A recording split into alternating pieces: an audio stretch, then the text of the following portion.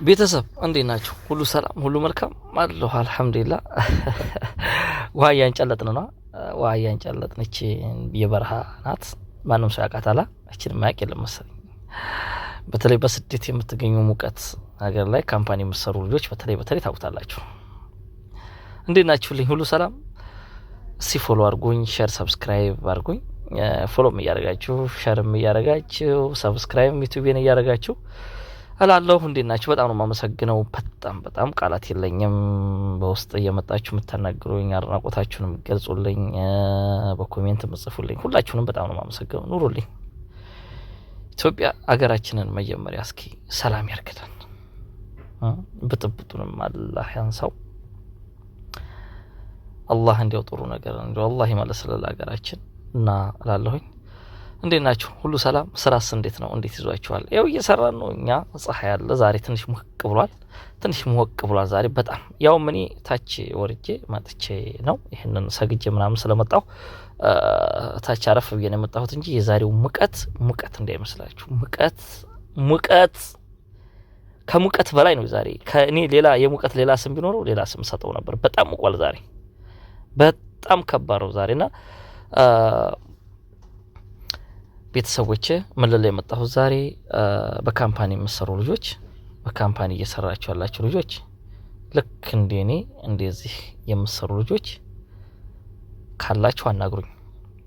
ስራ የምትችሉ ካላችሁ ልክ እንደዚህ ማለት ነው። እንደዚህ ለምን በአንድ ሆነን ስራ እንትንላለን፣ በአንድ ሆነን እንሄዳለን። የትም ስራ ቢሆን እኔ ስለምደዋወል ችግር የለውም። የትም ቦታ ልክ እንደኔ እዚህ ብቻህን ስራ ተሰጠህ፣ እንደዚህ ስራ ተሰጠህ ብቻህን በቃ አለቀ። ልክ እንዴ እኔ ማሰሩ ይታያል። እንደዛ አቀላጥፍ ታስራለህ፣ ጠብ አድርገህ ትሄዳለህ። በቃ አንተው ራስህ ጃሂዝ ታደርጋለህ። በቃ ትረክባለህ፣ ምን ትላለህ። በቃ እንደዚህ አይነት ሰው ነው የሚፈልገው። እንዲህ ስራ እችላለሁ ብለህ የማይቆርጠውን ዘረድ ይሄንን ከልባውን ይዘህ መመጣ ሰው ይሄንን በጣም ይሄ መቁረጫው በጣም የሚገርማችሁ ነገር ስራ እችላለሁ ብሎ ይመጣል። አንዳንዱ ሰው ይዞ የሚመጣው የማይቆርጥ እዛ ስራ ስትለው እንዴ እኔ ሸሪካ እኮ እንደዛ አልሰራም ይላል። የእናንተ ሸሪካ የምትሰሩበት ምን አይነት ሸሪካ ነው ግን? በነገራችን ላይ ካምፓኒ የምትሰሩት ስራ የለም? እስቲ ግለጹልኝ እዚህ ላይ። እኔ እኮ ግራ ገባኝ። ታዲያላችሁ እዛ ስትሄዱ እኔን ከሰዎች ጋር ታጣሉኛላችሁና በዛ ምክንያት እኔ እኛን ሰው ይያለድኝ ብዬ ትቼዋለሁ። እኔም ለምን አንደኛ ጸባይ መኖር አለብን። ስራ ስንሰራ ሙቀት ነው፣ ሰው ይጮህብናል። ምን ይለና ስራ ማናቅ ከሆነ በተለይ ሰውዬው ከስራላ ያ ቃል ብሎ አንተን ይዞ ከሄደ ያ ሰውዬ አንተን ያ ቃል ብሎ ይዞ ሄዶ እዛ ስራው ካልተሰራለ ሰውዬው ከሰረ፣ ስራውንም ይቀማል። ሸሪካ ነው ለሚሰጠው ለሙአሰሳ። እንደዛ ስለሆነ የማታውቁበት ስራ ሲጀመር እንደዛ እኔ ብዙ ሰው ሄጄ በቃ ስንናገራቸው ስርባችሁ መከራ በቃ ወንድ የሆነ ሰው በቃ ስራው ወይ መማር ነው ያለበት ወይ ደግሞ በቃ ደግሞ ሌላ ስራ አለ ሞልቷል እኮ ሌላ ስራ ሄልፐር ነው መስራት ይችላል። ስራ ይችላል ብሎ ሰው ይሄዱ የሰው ስራ ያበላሻል። ይሄ ደግሞ ነውር ነው። ብሩን ቢመጣ አይጠቅማችሁም ለእናንተ። ለምን አይጠቅምም? ያንኛው ሰው የስራ የሚያውቀው ጋር እኩል ይከፈለኝ እኔ ስራ ይችላል ወይ ተሰርተህ ይሄ እንደዚህ አይነት ራስ ወዳድነት ይባላልና ስራም ስትሄዱ ደግሞ በቃ በትክክል በቃ ስራ ተከቻላችሁ ስራ እንችላለን ብላችሁ በሙያችሁ ማንንም ይወዳችኋል። ሙያ ያለውን ሰው የማይወደው የለም። በቃ ለራፍ ብትል ራሱ አታርፍም። እና ይሄን ይመስላል። ሙቀቱም ጨመር አድርጓል ትንሽ። ሁላችሁም በተለይ የኔ አይነት ስራ እንደዚህ የምትሰሩ በውጭ የምትሰሩ ልጆች ተንፈስ እያላችሁ ተንፈስ። በቃ ለምን ሙቀቱ ሳብ ያደርጋል።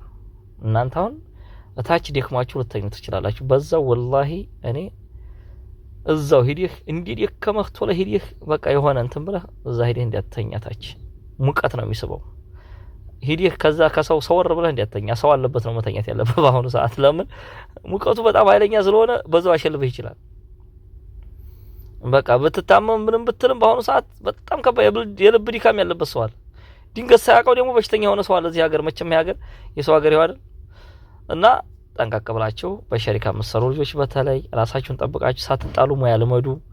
የትኛውንም የምትሰሩ ሰዎች ካራባ ሊሆን ይችላል፣ እንደዚህ ስቲል ፊክሰር ሊሆን ይችላል፣ ጣቡቅ ሊሆን ይችላል፣ ይሄ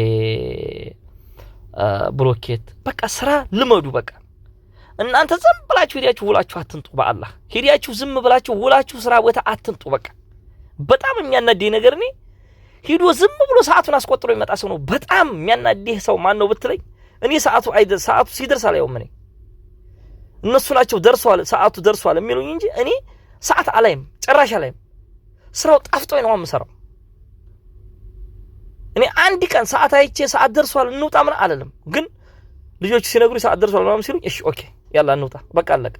አንዲ ነው ቃል 10 ሰዓት ማያት ስንት ሰዓት ነው የሚያሰራን እንዴ? ምን ችግር አለው? ነገ የምትፈለግበት እኮ እዛ ቦታ ያ ሰውዬ እኮ አንተን በጣም ነው የሚፈልግህ ነገ ተመልሶ። ዛሬ ይሄንኛው ሰውዬ ጋር ስራ አበላሽ ተመጣ፣ ነገ ደግሞ እዛ ሄደህ አበላሽ ተመጣ። መጀመሪያ ስራውን ብሩን ሳይሆን ማየት ያለብህ አንተ መጀመሪያ ሙያውን ልመድ። በቃ ለብር ብላችሁ ስራ በቃ ለብር ብለን ነው የምንሰራው እውነት ነው። ግን ቢሆንም ደግሞ ሁሌ ሄልፐር ሁሌ ለሰው አገልጋይ ሆነን መኖር የለብንም እኛ። በቃ እኛም እስኪ ለንግዱ ባይሳካልን ይሄንን ስራ ይዘን ባናሰራም በቃ እኛ ምን ሆነናል? እኛስ ራሱ ምን ሆነናል? እኛ ይሄን ስራ አውቀን ብንሰራው ምን ችግር አለው? ወግዲ እኔ ነገር ሌላ ስራ ለአንተ መኪና የሚገዛልህ መኪና መግዣለህ መጀመሪያ ሱቅ መክፈቻለህ። እባካችሁ አንዳንዴ ተቀልባችሁ ሆነ ይያል በጣም ትቢት ውጥር አድርጎናል። በተለይኛን እኔ ብዙ ሰው ያየው ነው ብዙ ሰው ትቢት ስራና ትቢት ደግሞ ባንድ አይሄድም ጭራሽ አበዴን አይሄድም ስራና ትቢት